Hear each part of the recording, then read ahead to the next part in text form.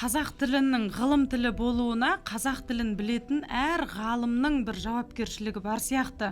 Ол әдебиет саласында мүмкін сіздің қазақ тілінде еңбектеріңіз көп шығар, бірақ мен шынымды айтсам, мен қазақ тілінде жазған мақалаларым аздау екен. Ол сонда мен ойлаймын, мен ары қарай осыған өзім басым бағыт беріп, ары қарай жазуым керек деп ойлаймын.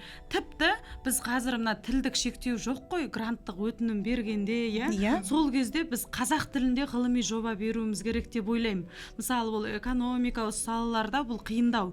Көбіне сол жаттанды орыс тілімен бере береді де, ал негізі біз бастама көтеріп, біз мысалы қазақ тілінде экономикалық жобалар беретін болсақ, ол да өз қолымызда екен да, негізінде. Ағылшын тілінде және қазақ немесе орысты таңдау керек қой. Мен мысалы қазақ тілін таңдар едім. Жоба дайындаған кезде. Алғашқы кезде орысша дайындап жүрдік. Сіздердің өздеріңіз орысша дайындап жүрдік. Орысша дайындап жүрдік. Сонда сіздер неге айтпайсыздар? Экономика айтуды ұялып отырсың. Өйткені договорды мақұлданады ғой. Бағдарлама болсын, грант болсын мақұлданғаннан кейін келісім шартын жасаған кезде оның артында тұратын күнтізбелік жоспары да орысша болу керек.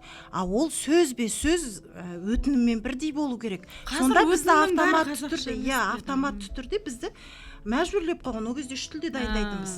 Қазақша, орысша, ағылшынша болатын. Содан кейін біз үшеуінде дайындап жүрдік те, кейіннен бізде ғалымдардың ортасында сұрақ туындай бастады. Біздің күнтізбелік жоспарымыз неге орысша болу керек деп. Содан кейін уақыт өте келе қазақ не орысша және ағылшынша тілде дайындалу керек деген өзгеріс болғаннан кейін біз ойлана келдік те қазақ тілін таңдадық.